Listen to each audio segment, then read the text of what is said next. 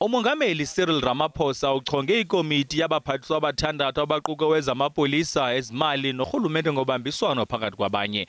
Kaloku ukuqhamuka kwe-COVID-19 kweli lizwe kubone kusithi qolo konyuka kwezenzo zorhwaphilizo ngabaseburhulumenteni. Usihlalo wekomidi ongumphathiswa wobulungisa nenkonzo zoluleko uRonald Lamola uthi uMzantsi Afrika mawunike ithemba kuyo le komiti.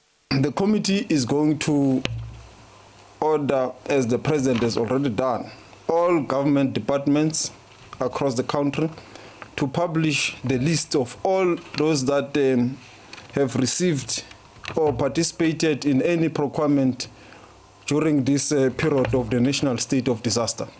Kodwa ke EFF ingqisha ngenyawo isithi kudala kwabakho ikomiti nekomishoni kodwa do iziphumo. People are dying.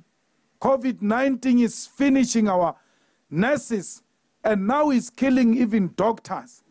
The front line people are dying in their numbers. Why? There are no PPEs. Inkqubo buchopho kwezomthetho ithi le komiti ayikho semthethweni. The problem specifically with this cabinet committee is twofold. Firstly, it has no legal basis for its establishment.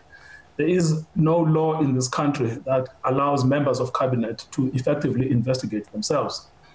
Ukanti ke amasebe kahulumente kulindeleke kokuba eze nazo zonke iinkcukacha zokuthenga izixhobo zokuzikhusela kule komiti zezipapashwe ke uMzantsi Afrika uzibonele ngo-C.